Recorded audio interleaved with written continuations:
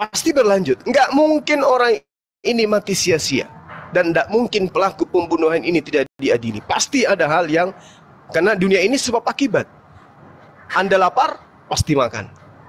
Anda tidur, ngantuk, pasti tidur. Pasti ada sebab akibat. Itu terus yang bergulir. Begitu juga kejahatan akan dibalas dengan kebaikan, kebaikan akan dilimpahkan dengan kebaikan. Nah, itulah dia. Artinya bahwasanya hidup ini harus berkualitas. Nah, di mana kualitas itu didapatkan? Carilah itu. Cari dan cari. Di manakah kemudian wahyu itu ada yang berkesuaian dengan akal sehat? Karena kalau kita tidak menyembah kepada Tuhan, tidak menyembah kepada Allah, ya kita tak ada bedanya dengan benda mati. Seperti itu, Bang. Tapi bersyukur Saudara Mikael, saudara saya ini bisa masuk di komal-komal lintas agama, dialog debat agama.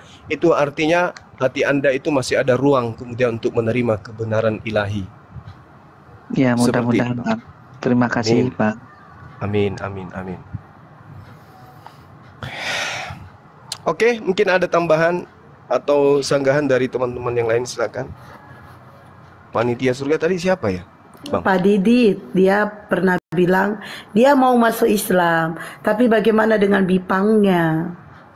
Oh, sama pendeta yang saya mualafkan, yang mualaf dari Polman itu, Pak, dari Polmas. Begitu juga dia curhatnya, Bang, aku udah tahu Islam itu benar, tapi aku ada penyakit. Kupikir apa, entah tumor, entah kanker. Apa itu, Bang? Aku bilang gitu. Aku nggak bisa nggak makan babi. Boleh nggak aku bersyahadat, kata dia, tapi sekali-sekali aku sembunyi makan babi. Ya aku bilang waktu itu boleh, silakan aja.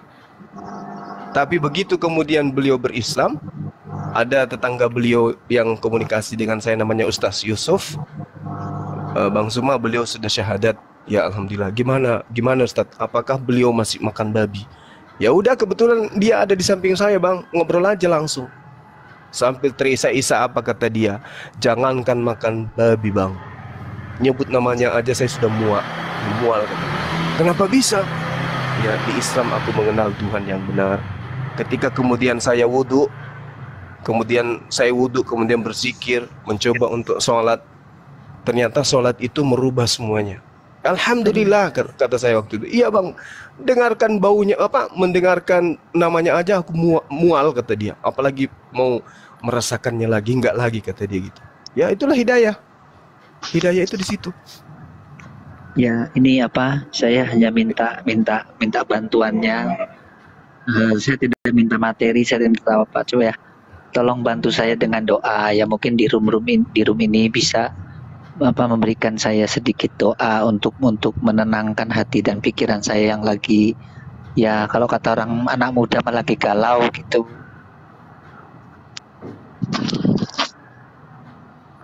Ya, semoga Bang Michael diberikan Allah hidayah dan Bang Michael menjemput hidayahnya dan bisa di jalan yang benar, ya Bang Michael, ya, supaya tidak terlalu lama menjadi musafir. Ya Bu, terima kasih Bu. Amin. Ya, saya mohon diri dulu ya Ibu, Bapak, ya silakan semua. Bang Mikael, sehat selalu ya Bang. Ya, terima kasih. Tadi Bang Michael ini juga cerita dia senang dengar ceramahnya Bang Juma, karena ceramahnya Bang Juma itu gampang dicerna katanya. Gitu ya. Alhamdulillah. Ya, saya pengen satu room sama Bang Juma ini baru kesampaian hari ini, udah seminggu lebih. Masya Allah. Padahal Bang Juma ini bukan sejenis makanan ya, tapi kok mudah dicerna, saya juga nggak tahu ya. Masya Allah. Ya, terima kasih semuanya. Assalamualaikum. Waalaikumsalam. Sering-sering ke sini, nanti saya naikin kalau ada Bang Juma. Tapi Bang Jumanya nggak sering ke sini karena beliau juga sering ke Medan. Kemarin dia ke Medan, ke Tanjung Morawa. Dulu pergi aku belum ngomong sama dia. Apa tuh? Iya. Bang Mikael, Bang Handi mau ngomong itu. Bang Michael. Iya Pak. Galau itu artinya Anda sudah mengalahkan kesombongan Anda. Jadi lebih baik galau daripada sombong. Mereka itu sombong.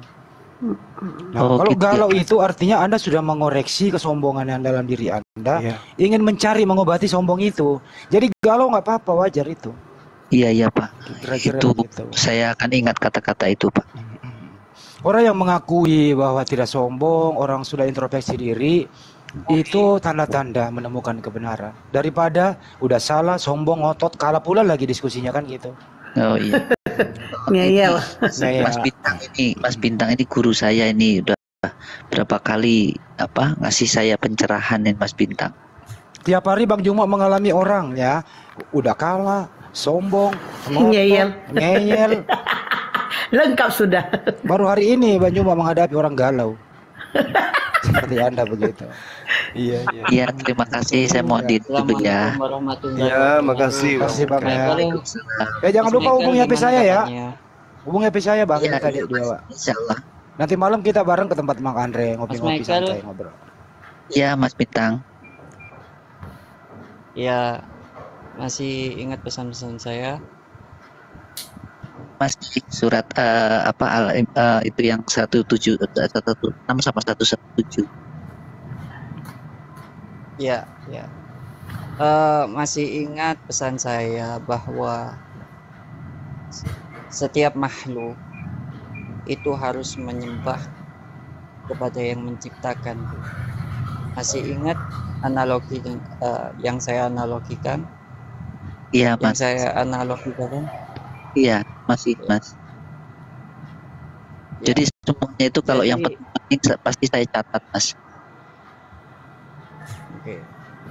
Jadi itulah kalau Mas masih ingat ya sampaikan, dan apa yang saya paparkan semuanya. Terus Mas juga menonton bukti-buktinya seperti Syarifuddin Khalifah, seperti apalah semua yang saya sampaikan itu, dan saya mengingatkan lagi bahwa ingatlah, Anda itu tidak tahu bagaimana kehidupan Anda itu nanti atau besok, atau bahkan ketika Anda tidur, Anda tidak bisa memastikan tuh apakah Anda saat tidur itu nanti terbangun lagi atau tidak. Itu. Ya, Pak, bagus. Ya, Mas, tadi Bang Juma juga sudah bicara seperti itu. Brother, sebelum Anda pamit keluarga bagaimana? Keluarga baik, Mas. Keyakinan keluarga seperti apa? Ya, beda, keluarga saya ya Islam, istri saya Islam, anak-anak saya Islam. Cuman ya kalau istri saya sih taat Mas orangnya, cuman ya sayanya aja yang nggak benar. Apa? Bang Juma tolong dijelasin dulu dong, dia Anda itu Islam loh ya, istri Anda Islam, tapi Anda kalau bukan Islam, waduh, Anda berzina loh ya. Coba dijelaskan dulu. Sebenarnya gini, saya mau kasih ceritakan tentang Mas Michael ini ya. Bang Juma boleh minta waktu? Iya. Gimana? Atau selesaikan dulu Bang Handi. Oh, lanjut iya. dulu Bang. Selesaikan dulu. Silakan. Ya, ini harus dijelaskan bahwa di sinilah inti permasalahannya sebenarnya. Pak Michael semakin lama menunda, dosanya semakin bertambah. Istri seorang muslimah, dia belum bersyahadat secara ikhlas mendapat hidayah, artinya ya berzina. Anak zina, ini harus jujur loh, kita nggak boleh abu-abu di sini. Kira-kira begitu ya Bang Juma ya? Ini harus disegerakan. Iya, betul. Iya. Tapi bagaimana dengan saya, Bang Handi? Saya itu masuk Islamnya karena mau menikah. Tuh, belum ada niat untuk apa Islam itu seperti apa, nggak mau tahu ya waktu itu. Saya itu masuk Islam, saya mualaf tahun 2007 akhir, dan saya juga menikahnya tahun 2007 akhir. Nah, saya itu seminggu mualaf baru melangsungkan pernikahan. Nah, di saat masuk Islam, saya itu tidak tahu tentang Islam, saya tidak belajar tentang Islam, karena saya juga tidak diajarkan bagaimana jadi istri yang baik, istri yang soleha, istri yang harus bagaimana yang taat kepada suami, itu tidak diajarin. Justru setelah janda saya belajar tuh gimana coba? Ya nggak usah berhitung mundur. Jalan hidayah berarti. Hidayah itu. Jadi nggak usah berhitung mundur, kita ke Michael dulu. Ini harus disegerakan. Kalau ada orang yang ngomong di bawah harus berproses, Bang. Nggak bisa, ini udah seru malu bro. Gimana sih? Udah kita tahu dosa masa dibiarkan. Gitu loh. Silakan ini Pak Juma dikelarkan dulu nih urusan. Iya, jadi sebenarnya kalau ini sayang sama istri gitu ya, eh di mana istri itu adalah seorang muslimah, dalam hal ini Islam. Kalau kaidah Islam itu menikah dengan beda keyakinan itu kan zina. Nah, kasihan kalau misalnya beliau eh, selamanya berzina gitu, atau tidak diminta, tiba-tiba beliau meninggal dalam keadaan masih tetap melakukan persinahan kan gitu. Tapi yang kemudian paling terpenting ya anak-anak kita itu harus disucikan gitu. Jangan sampai mereka menjadi anak zina selamanya kan. Jadi kalau bisa, kalau memang ada keinginan untuk meluk ajaran agama Islam, ya silakan Anda untuk kemudian satu keyakinan atau satu akidah dengan istri. Nanti baru berproses belajar. Sama seperti saudari kita Mbak siapa? Mbak Hesti, bukan cemplok, Ya. Hesti. Iya, Hesti. Nah, itu jalan hidayahnya seperti itu. Nah, saya harap dengan pertemuan kita seperti ini adalah panggilan ilahi untuk kemudian Anda mensucikan diri dengan istri. Sayangi keluarga, kan intinya gitu. Apalah arti hidup ini kalau kita menyayangi keluarga hanya sekedar memberikan nafkah lahir aja, tapi kemudian akhiratnya kita sia-siakan. Ya, jadi Iya, saran saya kalau Ya bisa Mas, saudaraku, doakan saya juga Mas. iya, silakan kemudian untuk membuka diri untuk satu akidah dengan istri gitu. Iya, ya. Saya kira gitu Bang Handi. Kita ini kalau tahu yang kayak begini tidak disampaikan, dosa loh kita. Betul ya Bang Joma ya? Iya. Iya. Jadi Ya. lepas sudah dakwah kita ya. Anda kalau masih begini terus, istri seorang muslimah ya sayanglah kalau dicampur yang hak dan yang batil.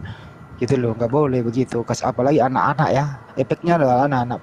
Waduh, nggak bisa ngebayangin bro. Ya kalau bisa disegerakan lah, diseragamkan agar nikmat itu, nikmatilah istri Anda dengan Islam, bukan dengan aneka ragam. Kan kira-kira begitu. Lanjut. Iya, Terima silakan. kasih Mas. Ya, saya mohon diri dulu. Terima kasih semua Siap. ya, ilmunya. Oke. Mudah-mudahan secepatnya saya bisa, Amin. nanti saya ini bisa terbuka, pemikiran saya bisa terbuka gitu. Hubungi saya bro, hubungi saya kalau Anda minta nomornya Bang Joma, Iya, nanti saya saya kasih. doakan Itu nomor terus. saya ya. Iya, ya mudah-mudahan nanti Mas ya. Terima kasih. Assalamualaikum. Waalaikumsalam. Waalaikumsalam. Oke, teman-teman yang Kristen yang mau diskusi sama Bang Juma, silakan. Tapi kalau bisa jangan yang ini ya, jangan yang sombong, tapi yang galau. Ayo. Jangan kayak Oke. casi jempolok ya. Oke, semua teman-teman, saya mau pamit juga. Saya hanya pengen mengingatkan Mas Michael itu tadi. Iya, makasih Ya, Bang terima Bagus. terima kasih. Ya, Bang. barakallah. Tetap Bang semangat Hadi, ya. Terima kasih, tetap sehat, tetap Ya, semangat ya. Amin. Amin. Assalamualaikum warahmatullahi wabarakatuh. Waalaikumsalam Waalaikumsalam warahmatullahi wabarakatuh. wabarakatuh. Ini loh Bang Joma yang menjadi tren sekarang ini ya. Nikah beda agama. Waalaikumsalam. Masalah. Waalaikumsalam Bentar warahmatullahi dulu Bang ya. Ini menjadi tren sekarang ini ya. Di zaman sekarang banyak kita tuh mengakali dengan perkembangan ilmu pengetahuan dan teknologi begitu. Nikah beda agama. Ya kalau di Indonesia yang nggak bisa, ya kita keluar negeri dulu aja begitu. Baru pulang ke Indonesia. Nah ini menyikapinya bagaimana ini nikah beda agama ini banyak mas dipandang dari ajaran Islam. Silakan Bang Joma. Iya kan beda agama terus nikah gitu ya. Iya. Ya itu nggak bisa lah. Itu jatuhnya zina. Ya. Nggak boleh mempermainkan hukum Islam itu nggak bisa. Nggak boleh mempermainkan hukum Islam itu. Terus kalau mualaf karena cinta itu gimana? Boleh, nggak apa-apa. Boleh. Ya, itu pintu hidayah. Nanti kewajiban pasangan yang muslim ini harus membimbing. Itulah gunanya Islam. Islam perempuan atau wanita, perempuan atau wanita, Ya, atau perempuan dan pria. wanita sama, Bang. Iya, hukumnya wajib belajar. Jadi ketika memiliki pasangan, ya kewajiban kita itu kemudian mengajarkan beliau. Tapi kan banyak alasannya gini, Bang. Banyak alasannya mereka mengatakan setelah bercerai kembali lagi Kristen, alasannya tidak diajarkan oleh suami. Sama seperti saya tidak diajarkan oleh mantan saya dulu. Itu. Nah itu dia makanya sekarang kan kita punya generasi tuh. Generasi kita diajarin inilah dunia apologet pentingnya. Diajarin mereka untuk memisahkan kaidah-kaidah itu supaya ada koridor yang jelas. Ini yang boleh, ini yang tidak boleh. Kan pesan Allah kepada ahli kitab, jangan kau mencampur adukkan antara hak dan yang batil. Nah, kita juga harus jelas. Makanya ada dunia apologet kayak gini. Tuhanmu itu Theos, Tuhan kami Allah. Jangan kau gabung-gabung. Kitabmu itu adalah Bible, kitab kami Alkitab. Jangan digabung-gabung. Pengajar agamamu itu apostolos, nama pengajar kami namanya rasul. Jangan digabung. Harus jelas, jangan abu-abu. Itulah Islam. Tujuan kita terjun ke dunia apologet ini untuk memberikan ruang agar dipisahkan antara ajaran Kristen dan Islam. Jangan nyebrang, jangan nyamar-nyamar gitu.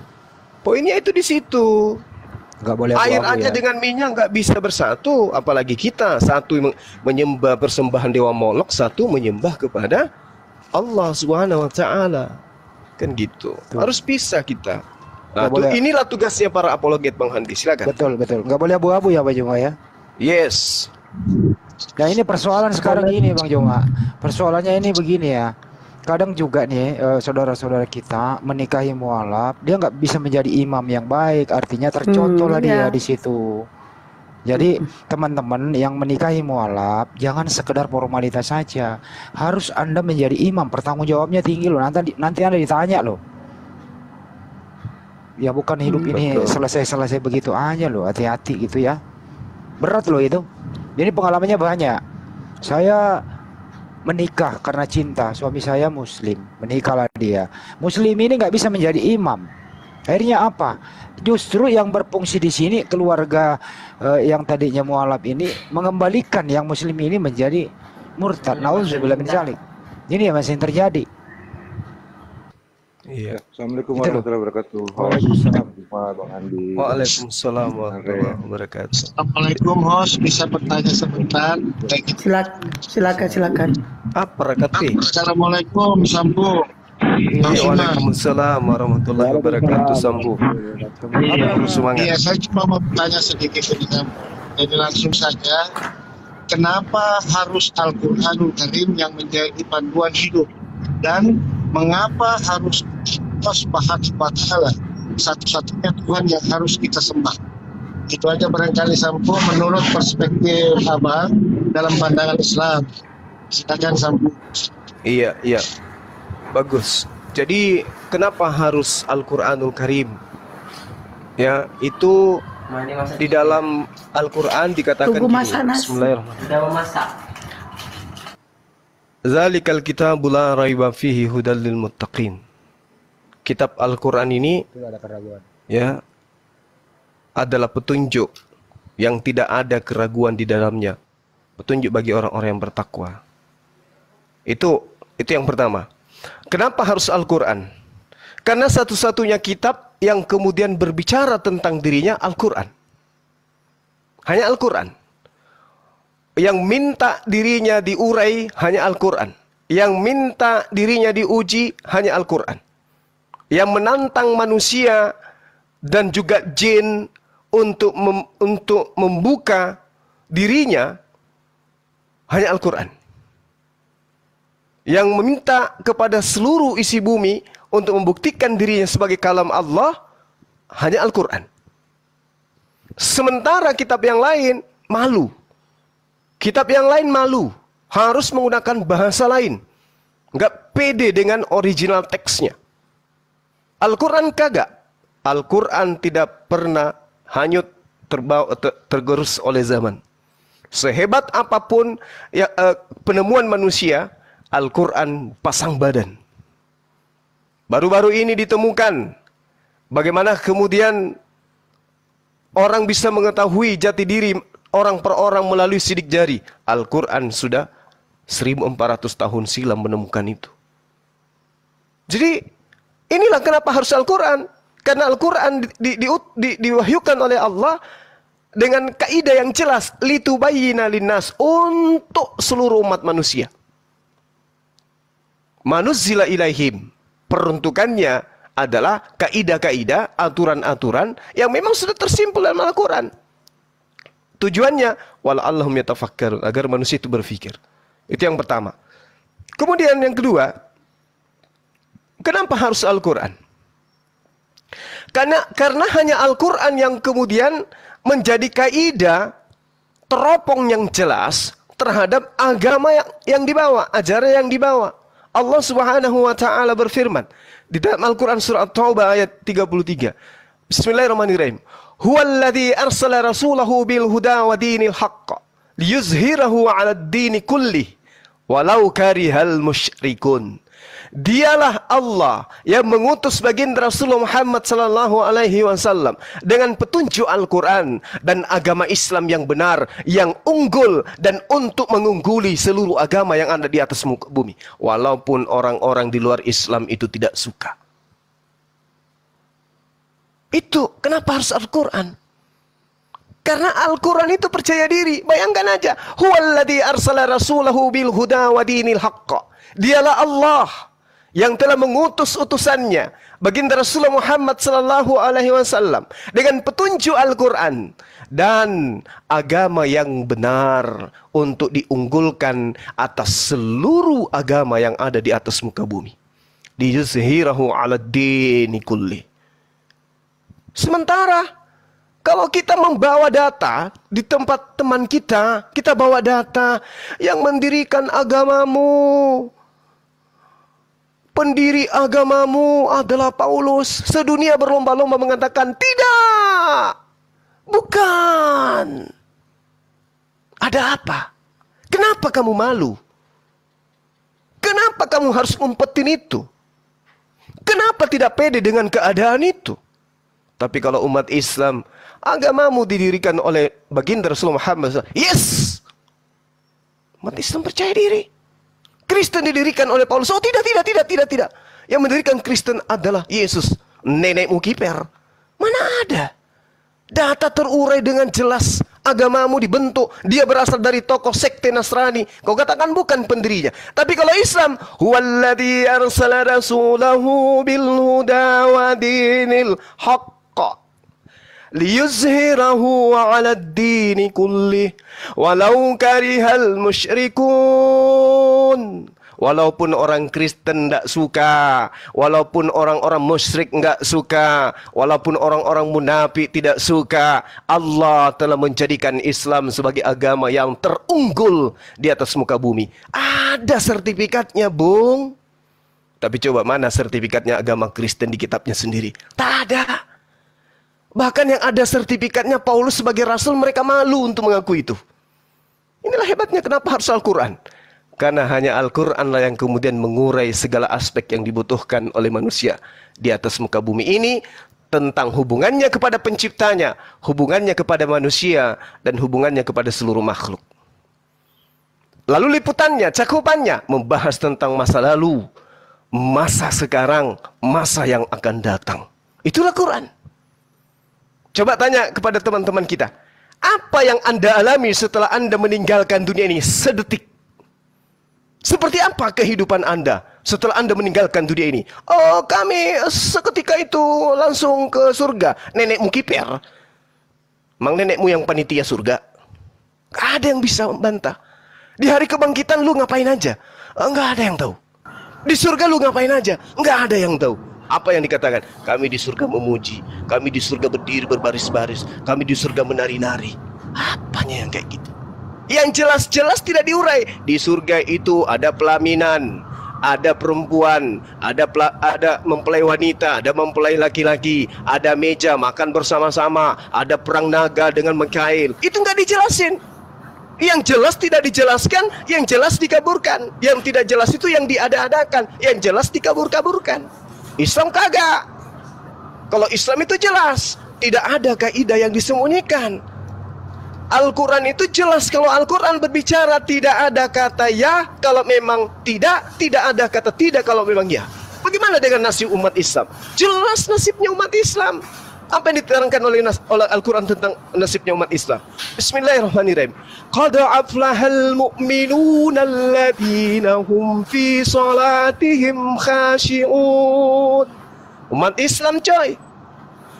Walladzina hum 'anil lagwil muridun walladzina hum lizzakati fa'ilun. Umat Islam ini, bos. Walladzina hum lizzakati fa'ilun.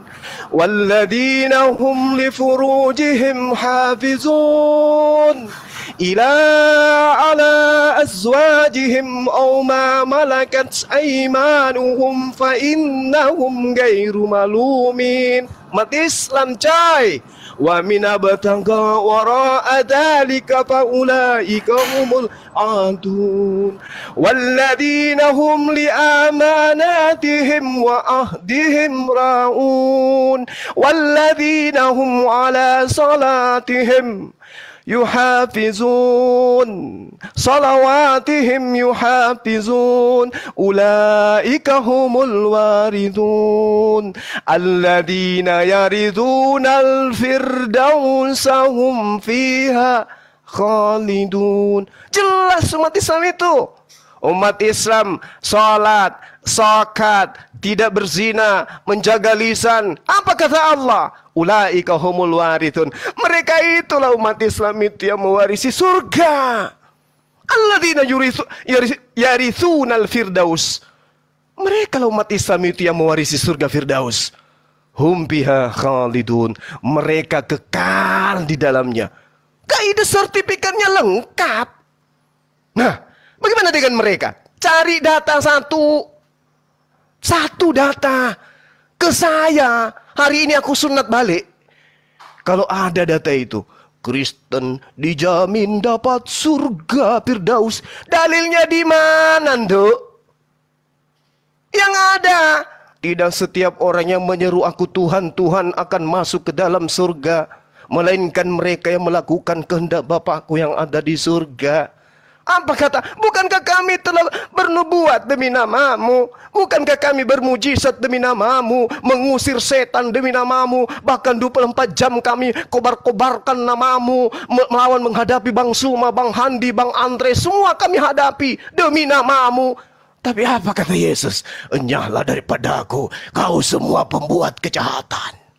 Matius 13:50, pembuat kejahatan dilemparkan ke dalam api neraka yang menyala-nyala. Naudzubillah, summa naudzubillah. Sementara kita, Allahu Akbar. Alhamdulillahi Rabbil Alamin, Ar-Rahmanir Rahim, Maliki Yaumiddin. Habis itu, Assalamualaikum warahmatullah. Assalamualaikum warahmatullah. Kata Allah apa? Ulaika humul warithun, alladzina yarithunal firdausa hum fiha khalidun. Sertifikat lengkap, coy. Yuk, sertifikatnya nyanyi-nyanyi hari Ahad, hari Minggu, mana? Tunjukkan ke kita. Tak akan Anda temukan. Inilah kenapa harus Al-Quran. Karena hanya Al-Quran yang menuntun manusia kembali kepada penciptanya. Seperti itu, Bang. Loh, kok saya jadi ceramah ini. Lanjut yang lain. Silakan, Bang Handi. Masya Allah. Lanjut. Masya Allah. Tadi yang satu lagi, Bang, ya. Tadi yang satu lagi, Bang, mengenai kenapa harus Allah Subhanahu wa Ta'ala yang kita sembah. Satu-satunya pencipta langit dan bumi, Bang. Silakan. Oke, baik. Jadi hanya ada dua yang kemudian bisa mengklaim dirinya sebagai Tuhan. Yang pertama, Tuhan itu sendiri. Yang kedua, iblis yang ingin menyesatkan. Itu pasti itu. Nah, lalu kaidahnya apa? Kaidahnya yang ada di dalam Islam, kenapa harus Allah? Pertama, Allah Subhanahu wa Ta'ala menerangkan di dalam Al-Quranul Karim kepada kita yang paham. Allah mengatakan begini, Bismillahirrahmanirrahim. Wa iz qala Musa liqaumihi ya qaumi zkuru ni'matallah 'alaikum iz ja'ala fikum anbiya'a wa ja'alakum mulukah. Jelas tuh. Wa atakum ma lam yu'ti ahadam minal alamin. Dan ingatlah ketika Musa berkata kepada kaumnya, wahai kaumku, ingatlah akan nikmat Allah kepadamu. Jadi yang berbicara kepada Nabi Musa itu adalah Allah Subhanahu wa Ta'ala. Tuhan yang kita sembah, disembah juga oleh para nabi. Yang qaumi dakhulul ardal muqaddasata allati kataballahu lakum wala tartaddu ala adbarikum fatangqalibu khasirin. Itu jelas. Wahai kaumku, masuklah ke tanah suci Palestina yang telah ditentukan Allah bagimu, dan janganlah kamu berbalik ke belakang karena takut kepada musuhmu. Nanti kamu menjadi orang yang rugi. Berarti yang menuntun Bani Israel kembali ke tanah Palestina adalah Allah Subhanahu wa Ta'ala. Nah, ini yang kita pahami, inilah yang kita imani. Maka Al-Quran mengatakan, Qul huwallahu ahad. Katakanlah wahai Muhammad, katakan kepada seluruh umat manusia, pencipta langit dan bumi itu Allah, dan dia ahad. Dia satu, bukan dua, bukan tiga. Apalagi mengosongkan dirinya menjadi orang lupa ingatan kalau dirinya ternyata Tuhan. Lupa kalau dirinya adalah pencipta langit dan bumi. Lupa kalau dirinya tadi itu datang atas kehendaknya sendiri. Itu tidak disifati oleh Tuhan. Maka Allah membimbing manusia, Qul huwallahu ahad. Katakan kepada manusia, wahai Muhammad, wahai Nabi Muhammad, akulah Allah, Allahus samad. Bahwa Allah itu tempat meminta segala sesuatu. Lam yalid wa lam yulad. Allah, esensi pencipta langit dan bumi, tidak beranak, tidak diperanakkan, tidak punya bibi, tidak punya paman, tidak punya sepupu, tidak punya adik, tidak punya opung, tidak punya tante, tidak punya tetangga, tidak punya teman gosip. Itulah yang disebut pencipta. Lam yalid wa lam yulad. Tidak disifati oleh pencipta langit dan bumi itu punya keturunan. Apalagi pernah namun musukianun na indokna, itu nggak pernah, nggak bisa, itu tidak disifati oleh Tuhan. Maka Al-Quran mengatakan walam yakul lahu kufuwan ahad, dan tidak ada sesuatu yang setara dengan dia. Setara pun tidak, apalagi kembar, apalagi memecah diri kayak amuba. Ini tantangan Al-Quran, coy. Islam hadir kemudian, silakan kemudian era globalisasi, era modernisasi, era digitalisasi, silakan. Al-Quran tetap berdiri dengan teguh mengatakan la ilaha illallah. Ayo, siapa, kekuatan mana yang bisa membantai itu? Oh, nggak mungkin Tuhan ini cuma satu, bro, semua. Nggak mungkin. Kenapa? Bro, siapa yang jaga Amerika? Siapa yang jaga Indonesia? Siapa yang jaga ini? Padahal dia datang hanya untuk Israel. Nah, inilah sempitnya berpikir. Makanya Rasulullah Muhammad SAW itu diutus litubayyina linnas. Endingnya wala'allahum yatafakkarun, agar manusia itu berpikir, agar umat Islam itu berpikir. Makanya umat Islam itu susah untuk murtad ketika kemudian umat Islam itu tidak mengedepankan apa yang di pusat dan apa yang di bawah pusat. Insya Allah, kalau Islam memegang teguh akidah Al-Quran, maka susah kemudian mereka itu murtad. Ya, jadi itu alasannya kenapa harus Allah, karena semua ditauhidkan, ibadah ditauhidkan, syariat ditauhidkan, semua ditauhidkan. Semua arahnya itu hanya kepada Dia. Berbeda dengan teman kita di sebelah. Ada 3 yang bersaksi nanti di surga. Nah, yang 3 bersaksi ini yang mana yang Tuhan? 3-tiganya. Loh, berarti Tuhan mau 3? Oh tidak, mereka 3 dalam 1. Kayak mana ceritanya tuh? 3 dalam 1. Kayak mana ceritanya tuh? Muncul akal-akalan. Oh enggak, ini yang maha kuasa ini mengosongkan dirinya. Maksudnya apa mengosongkan dirinya? Coba Bang Handi kosongkan diri Bang Handi. Ayo. Bohong kalau dia mengosongkan dirinya. Itu tipuan. Kenapa dikatakan tipuan? Dia masih merasakan ngantuk, berarti nggak kosong. Dia masih merasakan lapar, berarti nggak kosong. Dia masih merasakan ketakutan, nggak kosong. Yang dikatakan mengosongkan dirinya itu jadi batu. Itu pun menurut Yesus batu itu masih teriak-teriak. Andai saja mereka tidak akan berbicara, maka batu inilah yang kemudian akan teriak-teriak. Itu diterangkan dalam kitab Lukas. Sekira begitu, sahabat saya, terima kasih banyak atas pertanyaannya. Mudah-mudahan bisa menjadi ilmu utamanya untuk saya pribadi. Silakan. Oh iya, Mungkin boleh. Oke, Guru Soma Sampu. Terima kasih. Oke, saudaraku ya.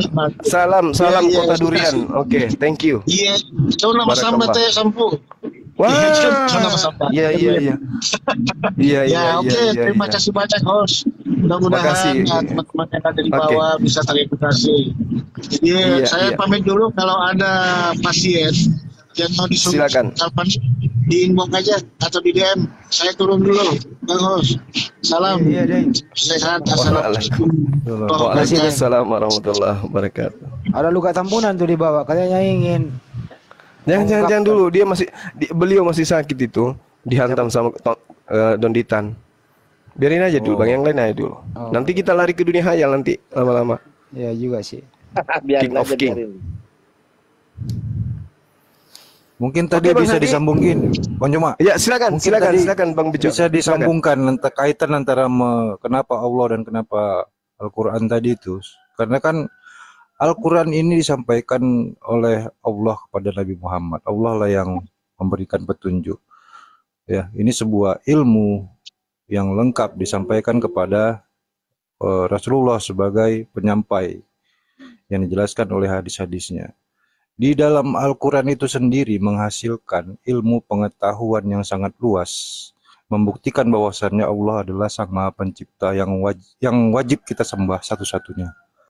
Kenapa? Karena Dia yang mengetahui segala sesuatu, diuraikan dalam Al-Quran dalam berbagai petunjuknya, yang menghasilkan sekian banyak ilmu yang disampaikan oleh para ulama saat ini, yang menjadi hukum fikih, hukum syariah, hukum muamalah, termasuk hukum nikah, hukum waris, termasuk dalam perdagangan, termasuk dalam hukum pidana, termasuk dalam peperangan. Semuanya ada di sana petunjuknya. Ini membuktikan bahwasanya hanya Allah lah Sang Maha Pencipta yang berhak disembah, karena Dia yang bisa memberikan solusi segala macam masalah. Dan itu benar-benar terbukti solusi dan ilmiah, dibuktikan pada saat ini satu persatu terungkap bahwasannya semua itu ilmiah yang disampaikan. Mungkin gitu, Bang Juma. Terima kasih. Masya Allah, luar biasa orangnya. Subhanallah. Silakan Bang Handi atau Bang Andre, ada yang mau disampaikan? Ini bagus ya, sekali-sekali kita ada dakwah seperti ini Bang Juma. Jadi supaya ini ya ada pencerahan buat teman-teman muslim juga gitu. Oke Bang Andri mau tambahin? Enggak, udah. Tadi udah diwakilin sama Bang Zuma tuh. Ada yang baru masuk tuh, Denis. Selamat sore Bang Denis Baim. Ya, selamat sore. Assalamualaikum, Mbak. Oh Islam ya. Ya. Apa yang mau ditanggapin Bang? Dari sekte mana Bang Denis? Saya dari Islam, Bang, dari Majalengka. Masya Allah, Islam. Kirain dari sekte lato-lato. Iya, lanjut Bang, lanjut. Majalengka. Majalengka itu daerah mana Bang? Enggak, saya cuma mau ucapin aja ke Bang Juma, semangat Bang. Saya hampir lihat 24 jam kemarin juga, sampai jam berapa? Jam 2 saya lihat Bang Juma. Masya Allah. Jaga kesehatan aja Bang. Siap Bang. Jaga kesehatan. Itu cuma saya agak sedikit kesel, host. Tolong tagin tuh Bang Luga tuh, dia berkuar-kuar terus tuh Bang. Janganlah kalau Bang Luga dengan saya. Aduh, pusing saya dibawa ke alam arwana. Itu dia berkuar, katanya Bang Juma, Bang Juma turuti dulu Pak kandang netizen sebentar lah, nggak apa-apa. Biarin aja nggak apa-apa. Ya udah host, saya izin turun aja lah, nyimak di bawah aja. Iya, Oke. kasih ya. Cuma mau ngasih Saudara iya Bang. Bang Bang makasih ya. Yuk, assalamualaikum. Waalaikumsalam. Lagi lah Mbak Esti, puaskan penonton soalnya kangen kali. Siapa? Luga. Nggak ada. Berarti Bang Handi. Nggak ada Luga, nggak ada Luga. Oh, udah nggak ada. Semalam Luga berseteru kan sama si Ginting, gara-gara beda keyakinan mereka. Si Luga nabi, ngaku nabi, Ginting nggak terima. Permen kaki katanya kasih Bang Luga. Kaki jumbo. Permen kaki. Halo, selamat sore Yurboy. Halo, assalamualaikum. Ya mau apa yang mau ditanggapin? Enggak, mau nyapa Bang Juma sama Bang Handi aja. Fans banget. Oh, itu ada Bang Andre tuh, Bang Andre. Bang Andre juga ngefans itu enggak? Suka sih sama cara penyampaiannya tuh kayak keren banget gitu loh. Nomor Iya, rekeningnya kirim ntar ya. Iya bang, iya bang. Biasa Nomor support dari rekeningnya sini. kirim, terus ditransfer Bang Juma 10.000 buat beli cendol doang. Allahu Jadi Akbar. kenapa Bang Juma begitu eh, piawai ya dalam menyampaikan argumentasi ya? Karena siapa dulu dong orang tuanya? Saya tuh setengah mati nyekolahin dulu dia. Itu waktu kecil nggak mau sekolah dia. Ini. Tahu aja Bang Andi. Iya. Bang Juma itu yang khasnya itu nenek lu kiper gitu ya. Itu istilah Makassar itu. Artinya mustahil. Mustahil. Mustahil. Sama dengan sip babami. Ya. Itu katanya Oh, sip sip babami itu babami. bahasa kotor ya? Enggak kan? Enggak, Lain, itu si Bang. babami diam mulutmu. Itu. Bukan Aku kok bohong kakak ini. Artinya ini Suruh, bukan suruh makan kotoran itu artinya bang. Enggak, bukan nggak menista- boleh gitu, itu bahasa Batak, nggak boleh gitu. Ntar Si lu udah babami bisa. diam, sip itu diam, babami mulutmu, sip babami diam Nah, mulutmu. ini mau diluruskan dulu ya. Itu bukan mendiskreditkan nenek-nenek ya. Artinya Iya, apa di betul, sini? Tidak mungkin nenek-nenek itu jadi kiper. Artinya ini apa yang lu omongin tuh mustahil gitu loh. Mustahil, betul Nah, itu Bang. intinya ya. Iya udah gitu Mana- aja bang. Ya coba kalau timnas 22 Bang kemarin lagi, Bang. nenek-nenek kiper, ya kebobolan terus. Gak bisa menang 5-2 kan lawan Thailand gitu. Ya agama Kristen ya, agama Kristen naik, Makasih, agama Bang. Kristen. Ya Yo, Bang boy. Juma, Bang Iya, Andi thank semuanya you. makasih. Ya, Jaga makasih, Bang. kesehatan ya. Karena Bahasa Batak. ada Pak Jul mau naik tuh Pak Jul. Ada mau disampaikan Itu Maya Aura Nggak ada 77 minta permintaan. Muslim bukan tuh? ada tuh Julfikar Maya Aura official. 77 minta naik itu bos. Nggak ada minta permintaan, ih orang inilah. Berarti Minta jaringan naik Maya. Ukti jelek. Ini baru minta nih Pak Julfikar. Orang nggak ada minta permintaan, suruh naik, suruh orang itu naik kalian, naik kalian. Penggawa kita naik. Assalamualaikum warahmatullahi wabarakatuh, abangku. Assalamualaikum Bang Jul. Waalaikumsalam warahmatullahi wabarakatuh untuk saudaraku seiman. Salam satu akidah, salam satu iman. Bagaimana sekarang ini kabar saya? Kok kabar Saya selalu pantau kok, jarang kali kita live kok nggak bisa ya? Ada masalah ya bang? Ya ini aku sedang membuat formula saya baru. TikTok itu kurubah, share screen-nya bisa gede, cuma masih bisa 2 orang. Iya. 3 orang sama hostnya. Nah, tunggu aja tanggal mainnya. Nanti kita akan buat TikTok dengan nuansa yang berbeda. Jadi tidak ada alasan 10 ini ya. Saya nggak bisa open cam, saya nggak bisa mengeluarkan data karena follower saya kurang. Itu sudah saya format. Kemarin sudah saya launching, cuma ada beberapa yang perlu dibenahi. Gitu. Adikku, muridku, Zuma 01. Iya, Masya Allah. Luar biasa. Jago nih Bang Jul.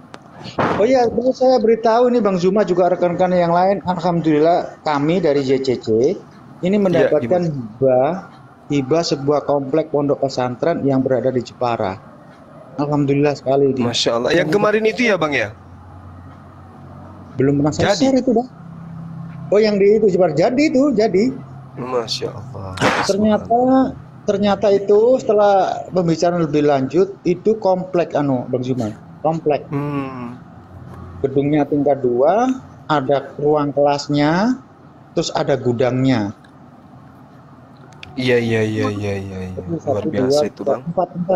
Empat bangunan. Bangunan pertama saja tingkat 2. Yang bangunan pertama itu kalau diisi oleh jemaah ya 100 orang mungkin masih longgar. Nah, terus yang kelasnya satu kelas itu ya sekitar 15 sampai 20 orang. Itu ada 4 kelas. Terus gedung pertemuannya itu bisa menampung kurang lebih maksimal lah 400 orang. Iya. Ya ini milik kita semua, ini aset kita semua. Bang Andi, Amin. Andre, Bang Bejo, dan juga ini siapa ini? Dokter Permanen. Milik kita semua ini, aset kita semua ini. Iya. Di sana itu bermasalah. Perasaan aku gak ada nanam modal, kok aku dibawa? Ntar dulu, di sana itu ada permasalahan kenapa ini tutup dulu karena pengaruh kejawen yang masuk mempengaruhi murid-murid, akhirnya melarang anaknya lah apa. Jadi akhirnya selesai di sana. Jadi kejawennya di sana ya Pak Julia. Ya, jadi informasi ya, Ustadz Abdi itu kemarin kita kontak-kontak sampai Intan, beliau menangis ya, memohon kami yang turun tangan karena Sebelum itu, kenapa itu pondok pesantren itu katakanlah gugur? Katakanlah gugur dan berhenti sekarang ini. Anak muridnya sudah semburat karena tekanan dari pihak sebelah ini sungguh sangat kuat dan sangat masif. Dan mereka itu masuknya ke dalam kebudayaan Jawa. Mereka itu bersahadat pakai bahasa Jawa. Mereka itu juga mengadakan tahlilan. Mereka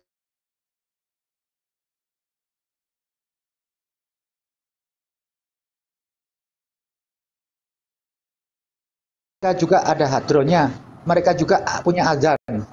Jadi apa ya? Saya kira itu nempel di tubuh kita gitu loh. Jadi ini memang perlakuan. Nanti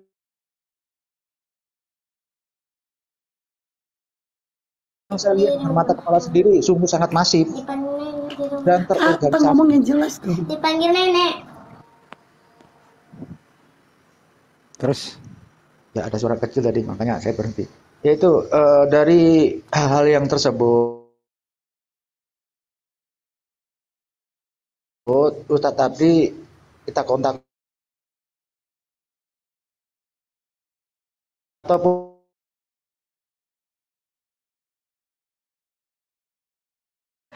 pondok pesantren tersebut kepada kita diserahkan selagi itu untuk kemaslahatan umat,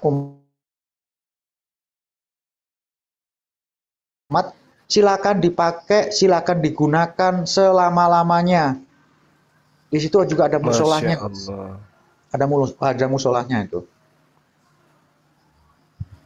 Dan ini memang bukan pekerjaan yang ringan, Mas Juma, bukan pekerjaan yang ringan. Ini ada pondok pesantren yang akan betul. Iya. Ya, jadi semua kita yang punya tanggung jawab untuk itu, umat yang punya tanggung jawab. Betul. Siapa lagi kalau bukan kita? Itu lokasinya di mana? Terus itu pesantren apa gitu?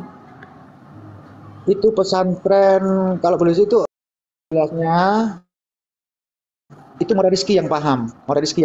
Itu pondok pesantren kuno sebenarnya ini. Sistem pendidikannya juga menganut pola-pola yang lama.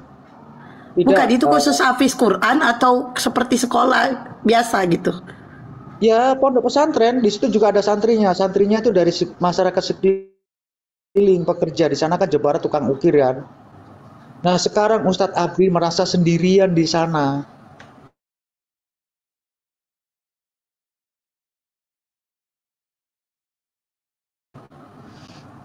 Ngomongnya itu ya kita mendengar ya dekat saya dengan Tuhan minta. Setelah ada MOU baru kita data, kita inventaris dulu kelola. Setelah itu terdata baru kita akan lihat mana yang perlu dibenahi. Kita usam gedungnya, mungkin ada tahu kita akan data yang mungkin berada di TikTok, mengelola untuk semua adalah seseorang yang mengatasnamakan bangunan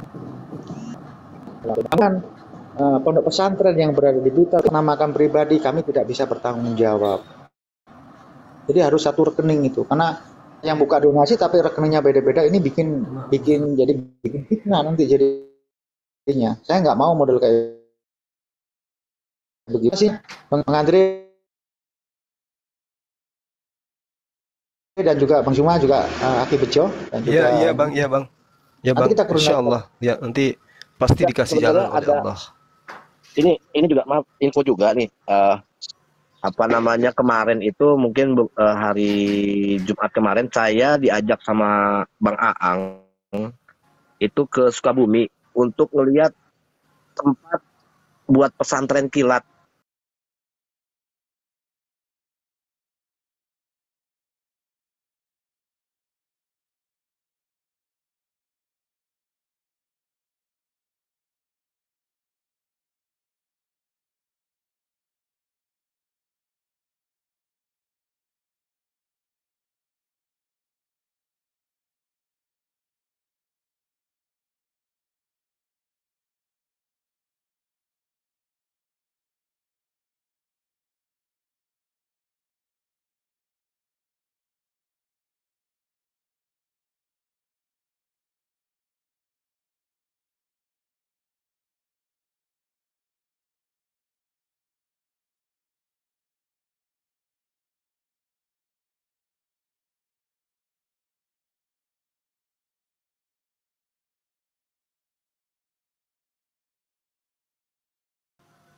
gitu. Jadi mau bikin pesantren kilat. Jadi Nah, ntar dulu ya Bang Andre. Jadi Kabupaten nah, Jepara itu Jawa Tengah. Pernah saya sama teman-teman Pak Jul survei.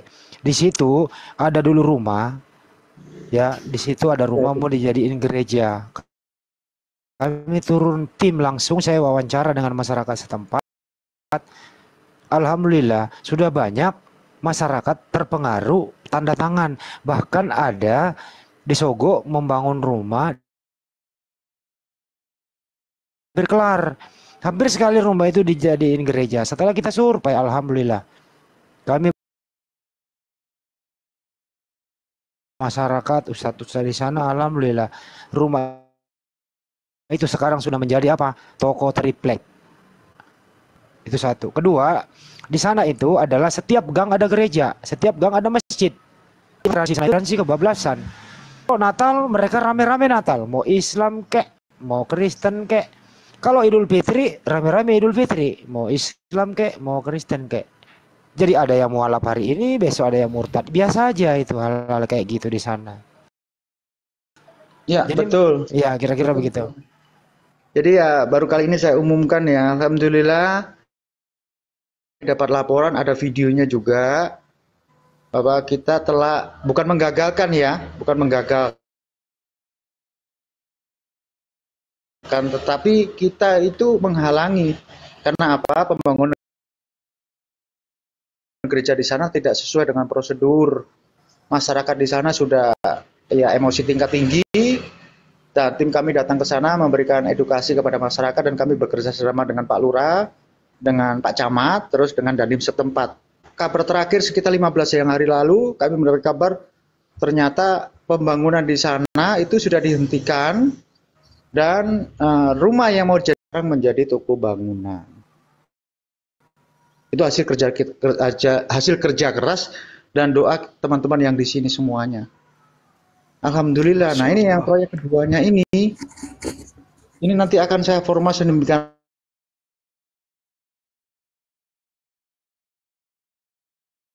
rupa. Saya perlu doa teman-teman ya, doakan kami semoga lancar. Amin. Kita berjihad ini, berjihad betul. Ini luar biasa pemurtadan di sana. Saya dengan Mas Andi menyaksikan sendiri sedemikian lengketnya ya. Jadi mereka itu masuknya dari sendi-sendi ini ya, budaya Jawa.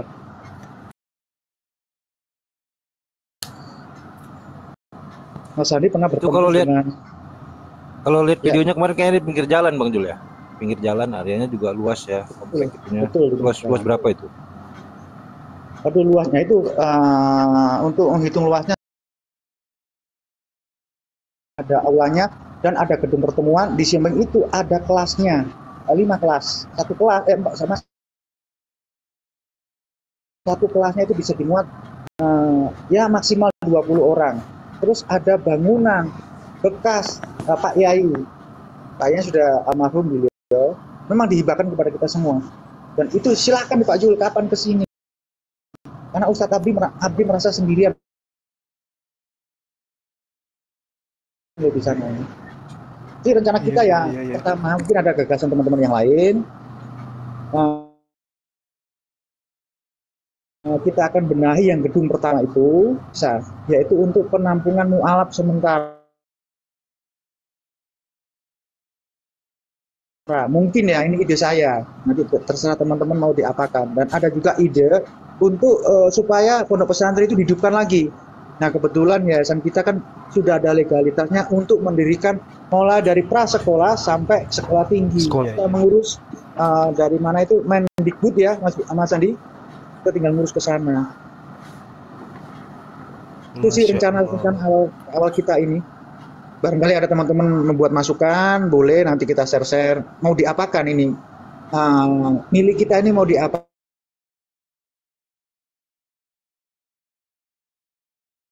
Tempat penampungan mualaf, monggo.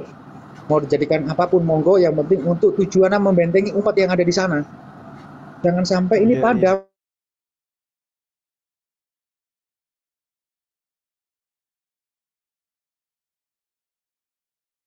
Api bisa jangan sampai padam. Pesantren lah Bang.